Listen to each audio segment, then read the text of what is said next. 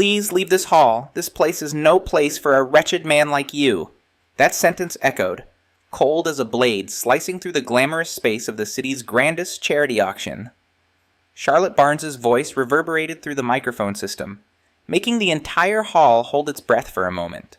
The crystal chandeliers, the elegant tuxedos, the diamond-studded evening gowns, all seemed frozen as every eye turned toward the black man standing alone in the midst of that sea of opulence, Jamal Richardson, dressed in a simple dark blue suit, no badge, no emblem of power, no sign of status or wealth, stood there at the very center of the most arrogant contempt the elite could muster. He didn't move, didn't respond. He simply let the cold breeze sweep through the hall filled with dagger-like stares from the moment he entered this hall. Jamal knew exactly what he would face. He had seen the scorn in the eyes of those who once shook his hand in conference rooms, those who once knelt begging for funding from his foundation, and now looked at him as if he were an intruder in their domain. But still, he came, without title, without announcing his position, without bodyguards, because tonight, he wanted to witness the truest faces of those who claimed to be society's finest. Charlotte stepped closer. The click of her high heels on the hardwood floor echoed like the gavel of a crooked judge she had appointed herself to be. She tilted her head, red lips curling into a sinister smile. "Did you think just walking in here made you one of us? Tonight isn't for dreamers like you." Laughter erupted, thundering through the room. The laughter wasn't just from Charlotte, but from the businessmen, the diamond-draped wives, the very people who bowed before Jamal in boardrooms and now raised their heads high beneath the mask of false virtue. Jamal remained silent. His eyes, deep and calm, absorbed every false sound, every mocking look, every laugh they thought would bring him to his knees. Did he come here to endure humiliation? Or was there another purpose? The auction continued. Item after item appeared, paddles raised, bids called. Applause rang out like whips lashing at the one deemed unworthy. Then came the night's pinnacle item, the original manuscript of an unpublished Martin Luther King Jr. speech. The hall buzzed with excitement. Eyes gleamed with ambition. Jamal sat, his hand resting on his paddle. He knew that item better than anyone there. He had donated it himself. He had funded the entire event. But that was his secret alone. He raised his paddle, slowly, firmly, without the slightest tremor. The number on his board caught the stage lights, like a challenge to all those who mocked him. Charlotte's eyes widened, then she laughed, her laughter slicing the silence through the microphone. "You'd better check your wallet before you start dreaming." Laughter roared again, the nobles laughing as if they were watching a comedy. Charlotte wasn't finished. She stepped closer, each word dripping like acid. "Men like you only waste everyone's time." Cameras flashed repeatedly. The bursts of light captured Jamal at the center of ridicule. Jamal clenched his fist, not from anger, but restraint. Restraint to stop himself from smiling. Restraint to stay the course in the game he had set. The auctioneer called out the starting bid. Paddles rose, the price climbing like a fever. Charlotte smiled graciously at each bidder, nodding, clapping, offering them warm looks. But she didn't glance at Jamal. Jamal stayed still, eyes locked on the stage, on the item he himself had donated, the item now being fought over as a prize for their fake nobility. The price climbed higher. The energy surged. Some in the crowd started glancing at Jamal, as if waiting for something unnamed but undeniable. Then Jamal's paddle lifted again. Slow. Deliberate. Charlotte noticed but ignored it, turning to a middle-aged businessman stage right. "Thank you, sir, for making tonight even more memorable. Does the gentleman in the box over there wish to bid higher?" She didn't mention Jamal. She acted as if his paddle had never been raised. Jamal didn't lower his paddle. His hand held firm, his gaze steady as a silent dare. Sweat began to bead on the brows of some organizers. They saw him. They knew they couldn't ignore him forever. Yet Charlotte continued, the smile never leaving her face. "We've reached a wonderful number, a true testament to charity and class." Tonight Jamal's paddle still hovered. His look began to unsettle some. A young reporter whispered to her colleague, "Who is he to be so confident, I swear?" "I've seen that face before." A young server passed by, leaning in to whisper, "Mr. Richardson, will you truly stay silent?" Jamal didn't answer. His eyes glinted in a way that, had Charlotte seen, she might never have said those words. The auction went on, but no one bid as eagerly. Jamal's paddle and Charlotte's deliberate ignorance had turned the night's auction into a drama deeper than the item's price. A wealthy businessman on the left lowered his paddle hesitantly, eyes darting between Jamal and Charlotte as if awaiting permission, but Charlotte ignored him, raising her glass, smiling at those she deemed worthy. The price stalled. No one dared bid higher. Charlotte returned to the stage, lifting her champagne glass, voice sweet as poisoned honey. Let's raise a glass, everyone. Tonight is a night of charity, of class, of the true values we build together. The clink of glasses rang out like a death knell for the night's pretense. In Jamal's pocket, his phone vibrated. A text from his assistant. Everything's ready. Just give the signal. Jamal slipped the phone away. His gaze swept the hall one last time, like a wolf watching sheep walk willingly into its den. Charlotte, triumphant, oblivious to the storm she had set in motion, basked in hollow applause. Cameras caught that moment, the moment Jamal's and Charlotte's eyes met, one defiant, one as deep as the abyss. Jamal smiled, a smile that cooled the room's energy, that sent shivers down the spines of the keenest observers. Tonight, not just one man would leave this hall, but the hall's entire falsehood would be unmasked. Flashes still burst, trying to capture Jamal as a defeated man among nobles, but at that moment, as Charlotte turned away, basking in hollow praise, Jamal raised his head, gaze sweeping the room with chilling stillness. He no longer saw them as enemies or mockers. He saw them as pawns on a board ready to fall. Who would be the first to topple? He heard every word she spoke, every sycophantic laugh, and he knew each moment only tightened the trap she'd stepped into. Behind her, the screen, once showing the gala logo, flickered, a signal the technician recognized. Charlotte, sensing tension, tried to regain control, her voice faltering. If no one wishes to bid higher, we'll close this auction. But her words were cut short. The screen behind her changed. The gala logo vanished, in its place. Stark white words on a black background, tonight's main sponsor, Richardson Foundation. Gasps filled the room. Some stood abruptly, Charlotte's face drained of color, her lips trembling, microphone shaking in her hand. Jamal's eyes never left hers. His voice is low, calm, but thundering in every heart. How much longer will you pretend not to see me? Charlotte stood frozen on stage, the microphone in her hand suddenly heavy, her breath coming so fast that her chest heaved visibly beneath the luxurious evening gown. The words tonight's main sponsor, Richardson Foundation, still glowed on the large screen behind her, like a scar exposed beneath the proud mask she had worn all evening. The hall was dead silent. The silence was more terrifying than the mocking laughter from earlier. Every gaze that had once scorned Jamal now turned toward Charlotte, filled with doubt, astonishment, and even a shudder of shame. Jamal remained seated, his back resting against the chair, his hand gently resting on the paddle he had lowered. His eyes no longer held the look of a man scorned, but of one who had just torn away the veil of truth. Charlotte struggled to regain composure, forcing a crooked smile. Oh, what an interesting coincidence. The Richardson Foundation has indeed been very generous tonight.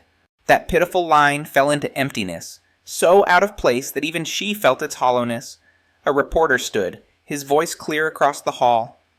Then tell us, Mrs. Barnes, why did you continuously ignore the head of tonight's sponsoring foundation when he joined the bidding? That question cut through the pretense like a knife to the heart. The crowd began to murmur, a wave of intense whispering rippling through the room. Charlotte lowered her hand, her panicked eyes darting around, searching for an ally among the crowd that once cheered her on. But now, those faces turned away. Those eyes avoided hers. Somewhere, a phone buzzed, then another. News of the humiliation of the main sponsor spread like a virus across social media. Through texts, some guests began quietly slipping out of their seats, as if trying to escape the storm rising around them. Jamal stood. He didn't need a microphone. His warm voice carried clearly, every word reaching farther than anything Charlotte's microphone had achieved all night. I didn't come here to bid on an item I donated. I came to witness the true value of the oaths people chant about justice and freedom. The hall remained silent. Then the whispers rose again. Like a tide crashing ashore, Charlotte took a step back, as if his words carried a weight that pressed down on her shoulders. Charlotte gripped the microphone, her voice trembling. Mr. Richardson, if I made any slight error, I sincerely apologize. But the apology was meaningless. Not to Jamal, and not to the hall, because the truth had been laid bare, and everyone saw the face behind the sweet smile she had worn. Jamal looked around the room tonight. I don't need anyone to buy that manuscript. Its value doesn't lie in the price someone's willing to pay, but in the true meaning of the words written on it. He stepped closer to the stage, his eyes never leaving Charlotte. You ask why I'm still here because I am the reason tonight exists. And you just turned it into a farce. Charlotte stood rooted, her face pale, her hand trembling so hard that the microphone fell to the floor with a sharp, piercing sound. Jamal looked directly at the crowd, his voice softening but heavy as stone. The storm has begun, and I hope you're all ready to face it. A moment of silence stretched as if it lasted 1,000 years. Charlotte's microphone lay on the floor. Its faint clatter echoed sharply through the crowded hall. The glittering chandeliers, the lavish outfits, the sparkling diamonds, all now seemed ridiculous, like a shiny coat of paint covering emptiness within. The murmurs rose like a surging tide, flooding the space. Every gaze shifted from the man once scorned now toward the woman who had just shattered her own pedestal. A secondary sponsor seated in the front row whispered to his companion, "This will hit the headlines in minutes." An elderly businessman shook his head, lifting his phone to call his assistant cancel that praise piece about the event. No association with Charlotte Barnes. Charlotte heard it. Every word pierced her pride like needles. Cold sweat soaked the back of her gown, and beneath the expensive silk, her legs trembled as if standing on thin ice. Jamal stepped up one tier of the stage steps. No one dared stop him. No one had the confidence left to do so. The light cast upon his face serious but not angry, his eyes deep as the night sea where all falsehoods had just been drowned. Charlotte bent down to pick up the microphone, her hand shaking so badly it took several tries to grasp it securely. She looked up, forcing a crooked smile, but her voice had lost all sweetness. Mr. Richardson, I sincerely apologize. It was just a small misunderstanding. Tonight is so crowded.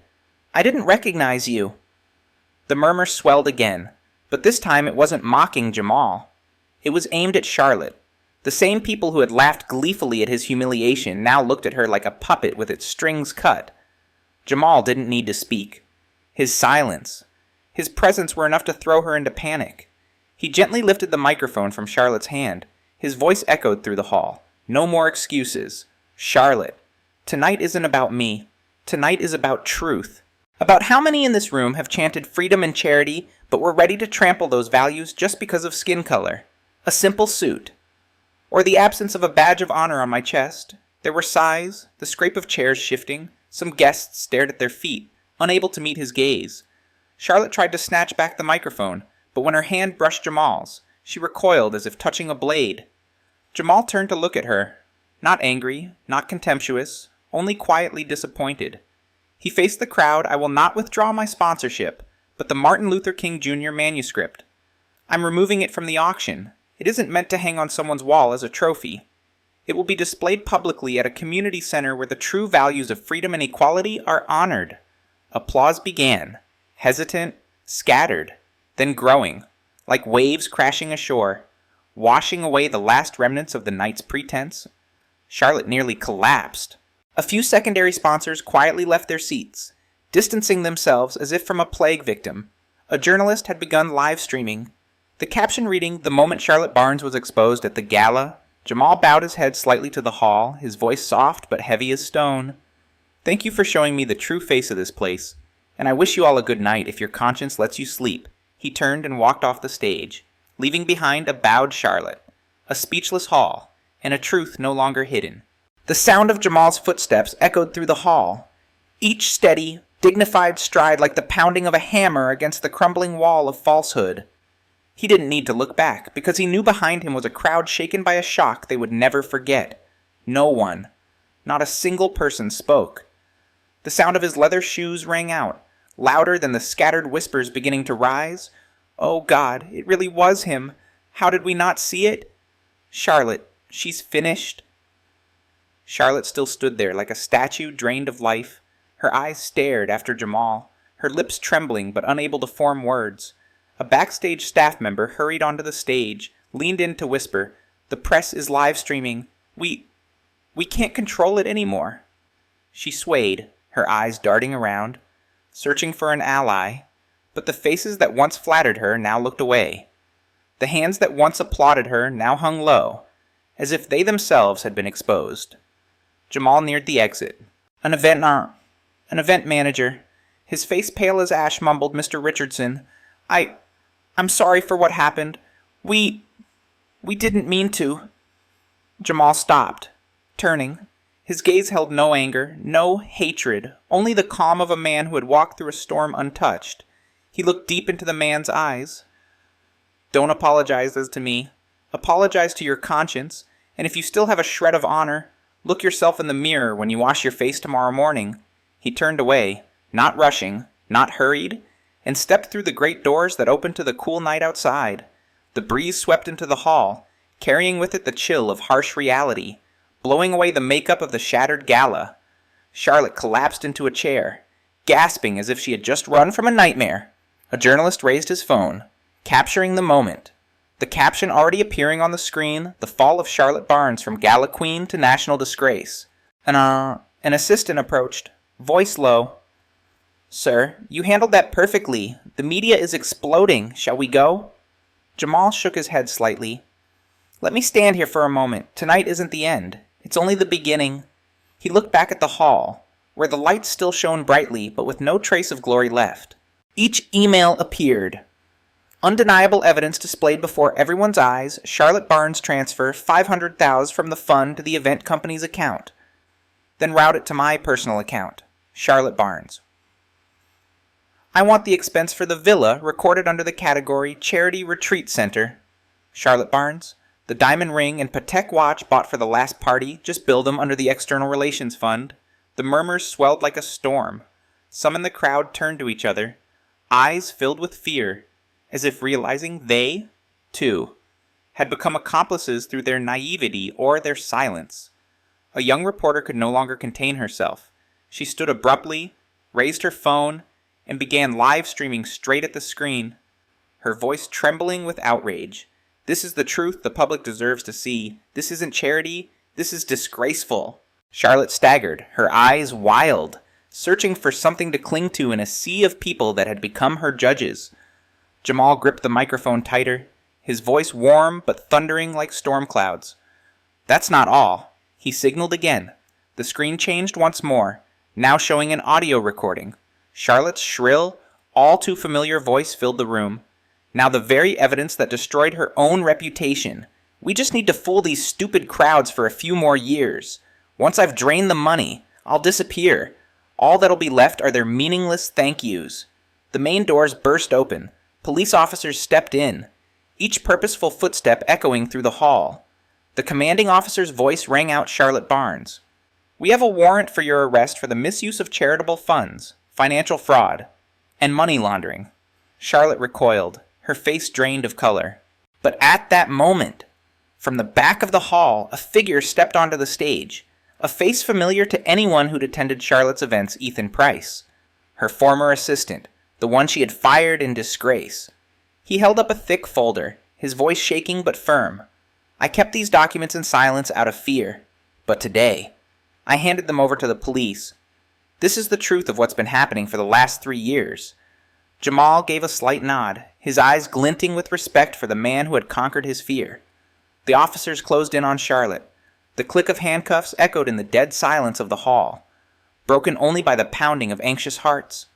Jamal looked directly into Charlotte's eyes, his gaze calm but cold as ice. You think this is the end, Number Charlotte? This is just the beginning of a true cleansing.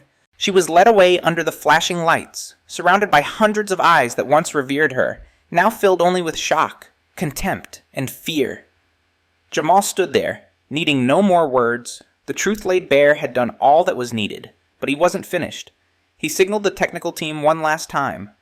The screen behind him lit up, this time not emails or recordings. It was a video Charlotte at a private party, raising a glass with several powerful figures, discussing how to launder money through charity events, how to hide assets under fake donations, and how to manipulate the public with flowery words. The atmosphere in the hall exploded. Several sponsors rushed forward, demanding that the police immediately expand their investigation. The chief of police turned to Jamal, his eyes filled with respect. We won't stop here, sir. This case is bigger than we thought. Mr. Porter, we have a warrant for your arrest in connection with Charlotte Barnes' money laundering network. Liam Porter, the man who had been Charlotte's right hand, who had publicly insulted Jamal earlier that evening, was called out by the police. The entire hall froze in astonishment. Liam stammered in protest, but the cuffs had already clicked onto his wrists. Jamal stood there, his gaze sweeping over faces now filled only with fear and confusion. Tonight isn't just the downfall of one person. It's a wake-up call to anyone who believes falsehood can remain hidden forever. He stepped down from the platform, each footstep echoing like a hammer striking the masks that had just been stripped away. A journalist approached, microphone trembling. Mr. Richardson, a word for the public. Please, they're watching you. You're the image of justice tonight.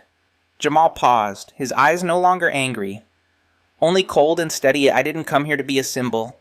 I came to remind you that truth doesn't need to be praised. It has the power to defeat falsehood on its own. A financial executive in the front row quietly rose from his seat, whispering to his assistant, "Cancel all contracts with Charlotte's organization. Remove every image from tonight off the website." On phone screens, alerts from major news outlets appeared all at once. Upper crust money laundering scandal, Charlotte Barnes, an accomplice, arrested at gala. Jamal Richardson, the hero who exposed the truth in the heart of deceit. A multinational corporation that had once been a major sponsor of Charlotte sent a representative straight to Jamal. "Mr. Richardson, we want to partner with you. Tonight, please, give us a chance to make things right." Jamal furrowed his brow, his voice deep and heavy as stone. Opportunity isn't something you buy. Opportunity is something you prove with action, and not everyone deserves it. Jamal walked into the grand lobby, the doors opened, and the cold night breeze swept in, carrying the scent of wine, candle smoke, and the stench of defeat. Before stepping onto the grand steps, he looked back at the hall, where the chandeliers still glowed brightly, but with no glory left. He left behind a shattered hall, people fallen from the false heaven into the hell of truth, and a society about to face its own conscience. As the police car carrying Charlotte and Liam sped away, sirens wailing, Jamal stood on the steps leading out into the night, watching, his gaze no longer angry, only cold. Steady determination. Tonight is just the beginning. The real cleansing starts now.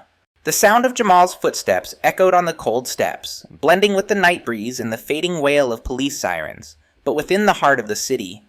Tonight's story had only just begun to spread like a raging fire sweeping through every corner of the elite world. How long would it be before public opinion turned this night into a storm that swept away all that remained of Charlotte and her allies within hours of the event? The news flooded every headline, social media platform, and live broadcast. Images of Charlotte, handcuffed and led away from the auction, were shared at lightning speed. The video of her self-incriminating words became a viral clip with millions of views overnight. Jamal didn't need to appear before the public, yet his name echoed on the lips of millions, the symbol of truth, the man who exposed the true face of the self-righteous pretenders. A day later, the first emergency trial convened. Charlotte sat behind the defendant's stand, her face drawn and weary, her eyes stripped of all former pride. Beside her, Liam Porter kept his head down in silence, his hands clenched in steel cuffs. Jamal was present in the courtroom, not to witness the downfall of the two who had once humiliated him, but to see that justice was truly at work. He sat in the front row, his gaze direct, neither triumphant nor pitying. Did Charlotte have any last trick to save herself from the abyss? Her lawyer tried to argue that the evidence was planted in a violation of privacy. But at that moment, the prosecutor presented previously unreleased footage, Charlotte and Liam discussing how to divide laundered money from charity events down to the exact account numbers. The courtroom fell silent. Only the judge's voice rang out. "Cold as a blade, we will not let justice be deceived by empty arguments. This trial will prove that greed cannot wear the mask of charity." A former organizing committee member, one who once looked down on Jamal, came forward as a witness. He testified, "I had to come clean because there was no more room to hide. I took kickbacks from Charlotte, and I fear my name would be next on the police's list." Jamal looked at him. Not with hatred, only a silent nod. He knew fear had made the man speak the truth, and that fear was punishment enough. The trial ended with a harsh sentence. Charlotte faced the maximum penalty for fraud, financial crimes, and money laundering. Liam, guilty as an accomplice, received the same fate after the trial. Jamal held a press conference. Reporters jostled for photos, live streaming his every word. He stood at the podium, No flowery speech, just truth. I never wanted to be a hero. I only wanted to prove that all the fine words mean nothing if they hide deceit. Today, I announce the expansion of the Richardson Foundation. We will build more schools, research centers, housing for the underprivileged, and every cent will be transparent to the public eye. Applause rang out. Not the hollow claps of the elite's galas, but real applause from people witnessing a rare thing, truth and justice walking hand in hand. That very night, a group of former organizers who had once mocked Jamal sent emails and made calls, begging to join the Richardson Foundation, asking for a chance to make amends and truly contribute. Jamal read through their justifications. He sat in silence for a long moment. Then, in a live interview, he gave a brief reply. They need opportunities, but this time, I will be the one to decide who truly deserves them. How many of them were sincere? How many still hid schemes beneath their words? Days passed, but the shock of that fateful auction night continued to reverberate through society. Financial institutions and fake charity organizations were investigated one by one. Those who once sat at the peak of prestige now trembled. Fearing exposure, Jamal no longer appeared at lavish parties. Instead, he took part in financial transparency conferences, in new community projects, in the construction of schools in underprivileged areas. On the final night of the trial, as Charlotte was led to the prison van, cameras flashed wildly, but this time, the person at the center of the lenses was no longer the fraud. It was Jamal. With calm eyes and hands that didn't grasp at power, yet held the trust of millions, he turned to face the television cameras, his voice deep and steady. Don't praise me, praise the truth, and remember we must not fall asleep in today's victory. The battle against falsehood begins anew every day. The courtroom, the streets, social media, all fell silent in that moment, before erupting into applause no longer hollow. Cheers, praise, messages, articles, and videos flooded social media and television for weeks after the trial. Jamal, the man once scorned at a night of false glamour, had now become the symbol of a cleansing that society had waited far too long for. But for Jamal, true victory didn't lie in applause or fleeting praise. That night, as he quietly sat alone in his office, gazing out the window at a city fast asleep, he knew a new journey was just beginning. The next morning, Jamal called an emergency meeting with the Richardson Foundation's board. There was no lavish feast, no expensive wine, just a large round table, stacks of project documents, and the serious eyes of people who truly wanted to make a difference. Jamal spoke, his voice calm, but each word heavy as stone. We have exposed a truth, but we have changed nothing if we do not build a new, transparent, sustainable foundation. Let's start with ourselves. He announced his plan to build a new charitable ecosystem, build 50 schools in underprivileged areas, establish vocational training and job support centers for those societies had been cast aside, create an independent financial oversight system that makes every donated dollar public.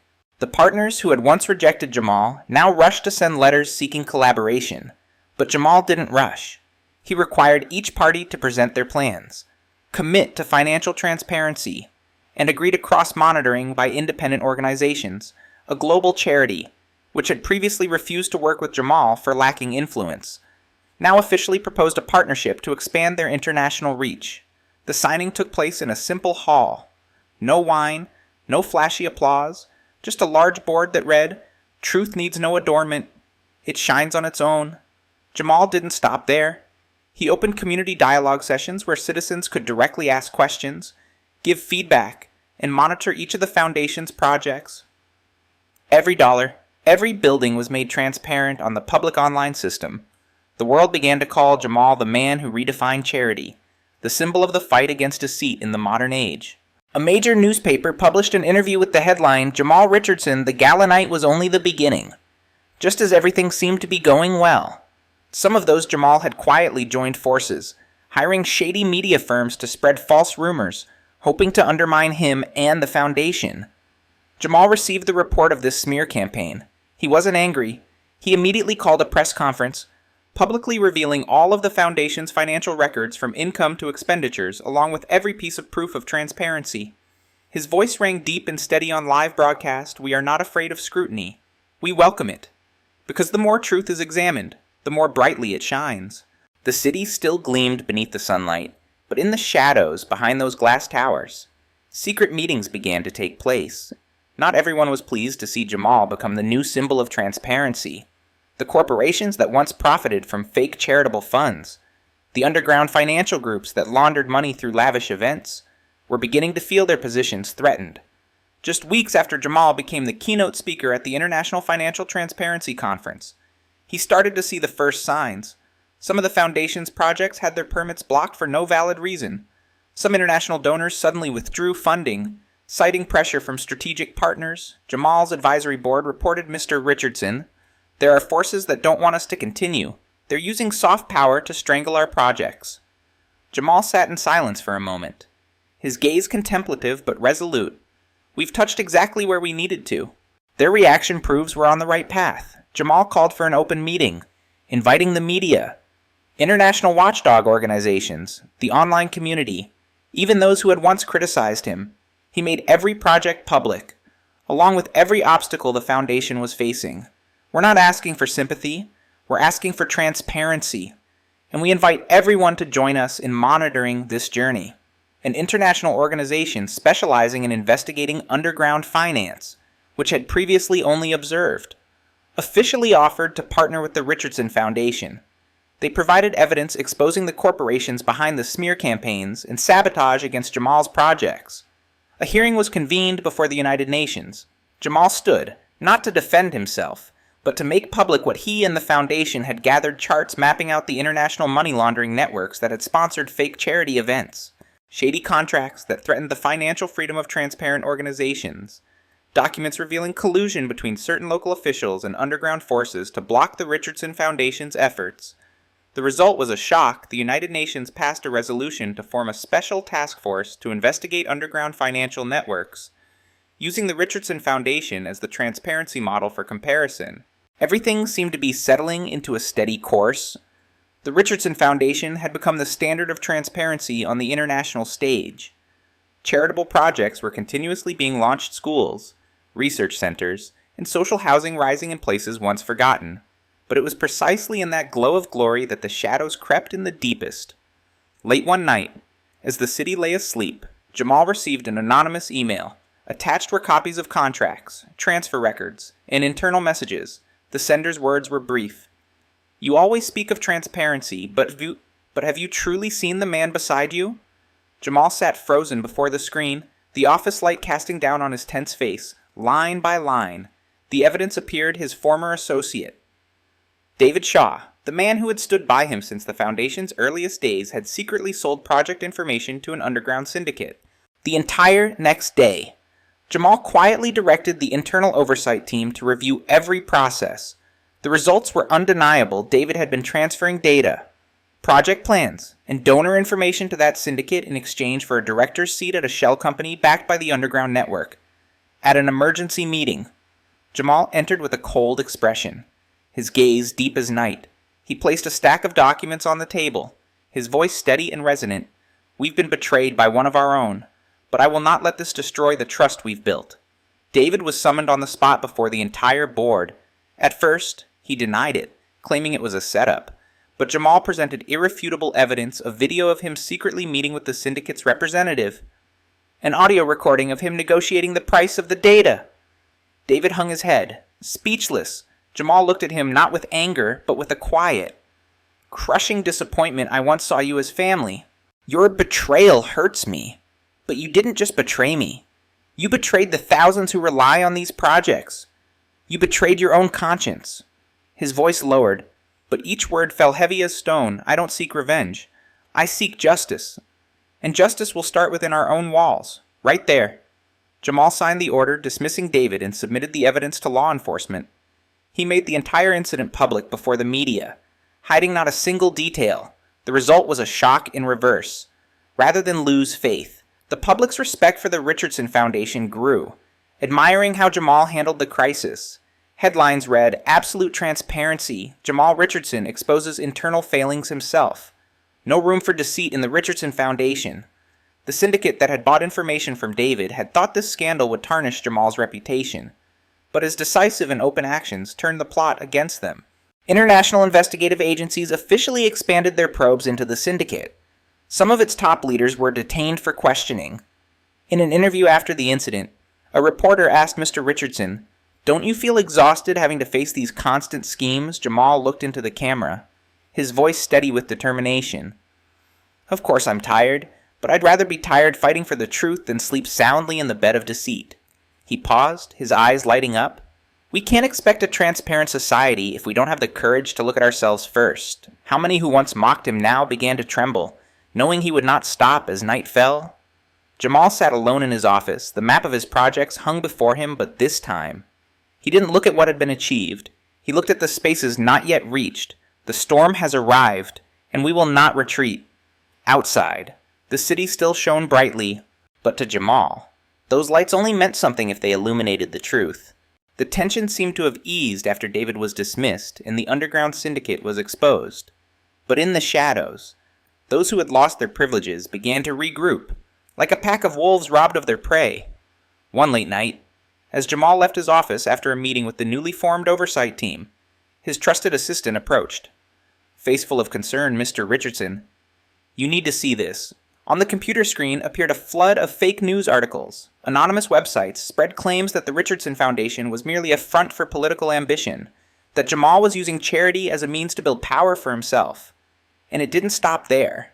An anonymous account posted a doctored video, spliced together to create the illusion that Jamal had accepted money from notorious figures to buy influence over the government. In that moment, Jamal saw one thing clearly: the enemy had changed tactics. Unable to destroy him with hidden plots, they had turned to public smearing, using dirty media tricks to sow doubt in people's hearts. He called an emergency meeting. His voice rang through the silent room. "We must not respond with filth. We will defeat them with the very transparency we stand for."